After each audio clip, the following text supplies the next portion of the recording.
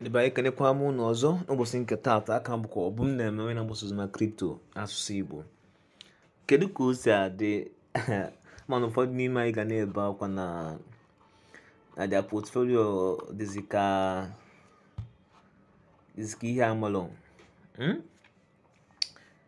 na kripto na-achọzikwa enwe. Ụfọdụ na-ajụ na kripto amụgo na ka bitcoin na crash. A lot of questions dị n'ọnụ ndị mmadụ. Then ihe na-ebe ịgwa gị bụ ihe ndị kwesịrị ịma dịka oge dị ugbu a. Kedu ihe ndị kwesịrị ịma na ihe kwesịrị ime? Ofu ihe ndị anyị ga-amụgodi bụ na mbụ bụ na cryptocurrency dị volatile. Ọ na-agbago na-agbada agbada. Nye mere ọ ya bịa ma sị gị etinyekwana ego unu ị ga-eji kwụọ ụgwọ ọnwa n'ọnwa na-abịa. Nye mere ọ ga-eme ma sị gị etinyekwana ego ị ga-eji ri nri echi. Etinyekwana ego ị ga-eji mee ihe ọ dị nso na cryptocurrency. Kedu ihe mere eji agwa gị ihe ndị a niile? Maka na crypto dị uncertainty. Cryptocurrency bụ ihe ha asịnwu n'one aka ọ esi wee dịnwu. Oge ụfọdụ fundamentals ka mma na cryptocurrency karịa technicals, because sometimes ọ na-emecha technical analysis efu na o nwere ọtụtụ ihe ha enweta.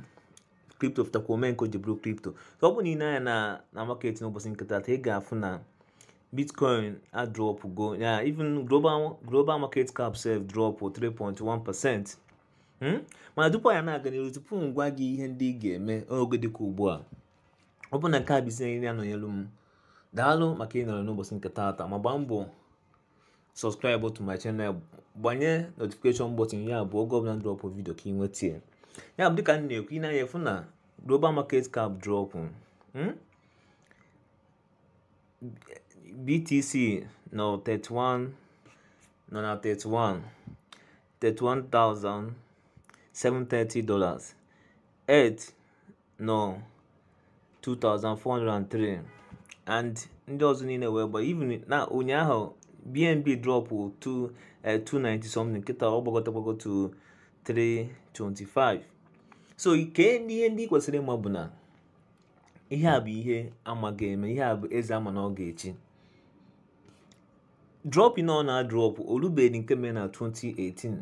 Mere ọtụtụ ndị mmadụ dị si na onwe dị ihe dị ka crypto na bitcoin na ngwa dị si na-emechakwa bitcoin si na from that lowest ọ ga luo cross $30,000 luo $40,000 banye 50 smart ya $60,000. Oge ọ smart dị $60,000, ifu na most people na-asị yes na ya bụ na ịwọcha that 2020, ya fụ na a lot of people na-asị na bitcoin ya hit really $100,000. Ịmago a lot of things na-eme. So ofu ihe ị ga-amụta n'ihe a bụ na oge ọbụla ihe na-eme, ndị mmadụ ga-ekwuriri, ọnụ ga-ekwuriri.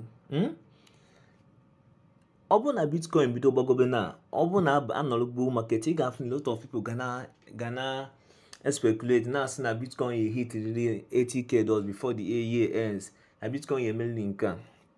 Then ọ bụ na bitcoin bido gbadatakwa obele, efukwa na ndị mmadụ ya na-ekwukwa all those things, na-asị na bitcoin kịta nwere na-asị na bitcoin ga-elulili $10,000 before the trace back. Ihe ndị a niile ọ bụrụ ihe mbere ịgwa taa, maka na ihe mma bụ na bitcoin adịrịgo, crypto adịrịgo.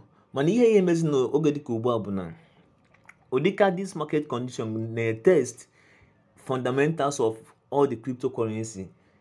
Ọ bụ na ị na-ehold cheat coins, ọ bụ na cryptocurrency ndị na-ehold enweghị enough use case, ọ bụ na ha enweghị good fundamentals, ifu na ọ bụ na ha gbadacha ihe niile ha na-agbadata, ha dropụcha kịta ha agbagonwuzi ọzọ, maka na ha enweghị enough use case, ha enweghị enough fundamentals ga-epushkwa the price up. Ya bụ ọtụtụ cryptocurrency gbadanụ dala ada kịta anyị ha gbagote nwuzi ọzọ. Ihe a ofu ndị ihe ya ama. So ihe ajụzi onwe gị bụ kedu crypto ndị na-hold? ọha so na ndị ga-agbada ha abụgote ka ha so na ndị ahụ ka ha so na ndị na-eme ihe na. So ihe ọzọ ihe ama bụ na ihe ọzọ nchekwa aka ịmalụ bụ na cryptocurrency adịrịgo ọ naghị apụ mana ofu ihe ga na-eme bụ na ụbọchị na-aga ụfọdụ crypto pụta anụ a na-anwụ, ndị nwere ezigbo fundamentals, ndị nwere ezigbo use case a na-aga mana ọkụ ma crypto ga na-abụgo na-agbada. Ihe a bụ ihe ga na-eme normal.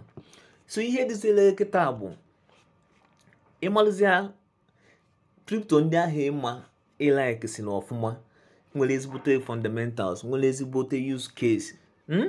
Ihe ị ga-eme bụ ijiri nwayọọ ị na-ego ha. Agụkwana ha niile na ofu n'otu, ijiri nwayọọ ị na-ego ha. Na Bitcoin kịta ọ bụrụ na ị like ka Bitcoin, ị ma na Bitcoin ọdịrigo na ọdịrigo, nwekwa ihe mmekọta ka ọnwụ ọzọ maka na onye awụ na cryptocurrency niile. So ọ bụrụ na ị chọrọ igo Bitcoin, ị na-eyuzi ihe a na-akpọ dollar cost averaging. Ọ bụrụ na ị maghị ebe dollar cost averaging, icheke macha na ị ga-afụ ichekwuo description button, ị ga-afụ link dollar cost averaging ga-etinye ebe a ka ịwọchi ya ghọta ebe dollar cost averaging ụzọ kwesịrị na iji wee na-ego cryptocurrency. Then crypto ndị a niile eme like ijiri nwanyị na-ego ha, jiri nwanyị na-ego ha. Na ị na-ego ha kịta abụrụkwa na ha adazi o, mana ị na-ego ha abụrụkwa na ha mana ọ ka mma na iji nwanyị na-ego ha, so that ọ bụgodu na ọ gbago ịnọ na mma, then ọ gbadagodu ị ka nwere ego eji wee go another one. Dịka ha na-ekwu sef, ozugbo Bitcoin drop, El Salvador, ama m niile ma country bụ El Salvador, ha golu more 50 units of Bitcoin. 500 units of Bitcoin worth to $1 million. The country mụ ihe ha na-eme. Ọ bụrụ na by next 5 years ị ga-afụ na this country ga-adị richer than ihe mmadụ agha eme imagine. So ihe ndị a niile na-eme bụ ihe ezi ama n'oge ji n'ọzi nge nwa bụ mmadụ, kedu ihe ị na-eme n'oge dị otu a. Nkwa community ndị ị nọnyere na ya ga na-akụziri gị ihe ọtụtụ ihe ndị ọzọ ị ga na-amụta. Ị nwekwara ego iji ego mụọ crypto. Ọ bụrụ na ị nweghị ego iji ego mụọ crypto and ị na-eme crypto, ma na ị na-ediri ihe ọzọ ị ga na-eme iji wee na-enweta ego, maka na cryptocurrency abụghị ihe agba aka achụ. Ọ ihe ọ ya abụ akpagoju eji wee na-eme, maka na ọ bụrụ na ịghọta ha ka o si adị, ịmalụ na ị ga-eso na ndị na-asị na crypto bụ fake, na crypto bụ scam.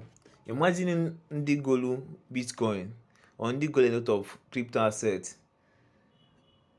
Nothing ha gochara ihe a Bitcoin wee crypto this thing wee drop otu o si wee drop. Ọ bụ na ị na-anya ebe ị ga-afụ na ka nchọ crypto ndị drop ọfụma. Ọ nọ na Binance ka cheke my Binance ka mfu crypto ndị drop ọfụma ka ịfụzia na ọ dịka ndị ahụ ihe a mekịta. Ọ bụ na ha aghọta ha ka crypto si aga, ha ga-asị na cryptocurrency bụ scam, mana ha aghọta ha ka o si adị. Okay, Luna drop 44.90%, GMT drop ọfụma na others. Luna ihe kacha wee drop as of now. Against all pairs, Luna nọ na ya ọ kacha wee drop according to Binance. So ndị be ịmago na ihe a niile na-eme, nwekwa ndị ka na-eme ọfụma. That's crypto for you. Ndị a niile na-ege na ya, ọ ya enwerịrị one or two news dị around them melu ha ji emelụ ọfụma. So ihe ndị a niile bụ ihe ndị anyị kwesịrị ịma dịka anyị na-eme ihe crypto. Position onwe anyị ọfụma ka i welu nọrọ ọfụma oge crypto ya ebido gbagowekwa, maka na ịmụ na ọnwụ na crypto gbagowe ha na kịta. Ọtụtụ ndị mmadụ ga na-abata na-asị kedu ka esi ego crypto, ma ndị amaghị ihe achị ịmanwụ na ha chọrọ igo, maka na crypto na-agbago. And ọtụtụ ndị a niile na-eme ihe a bụ Imagine onwe ndị gocha bitcoin ogo bitcoin nọ na $60,000. Listen, ha jigoro ya gbakwa na ha ma ihe ọma na ha maka na ha nugo na ọ na-pọmp everyday ọ na-agbago everyday ọ na-agbago. Ha echefuo n'oge ahụ bụ ihe a na-akpọ dịka ihe na-abụ trap, maka na ndị ama ha ka o si aga banye na that $60,000 ọ drop, ndị mmadụ adọmpụ ihe na the coin n'isi ha, then bidokwa gowekwa ọzọ. So ihe ndị a niile bụ ihe kwesịrị ịma, mana ka anyị mara amalụ na cryptocurrency adịrịgo, mana ihe ga na-emezi bụ na a ga na-enwe ọtụtụ obere mgbanwe iji wee mee ka ọ dị mma, dịka nsi wekwu most coins anyị ha adịgotezi ọzọ kịta. Ọnyanwa bụ na this market condition ka eji ama cryptocurrency nwere good fundamentals, cryptocurrency nwere good use cases. Ndị be anyị daalụkwanụ ma gbaa mbọ fụ na ịnọnyere m oge ọzọ.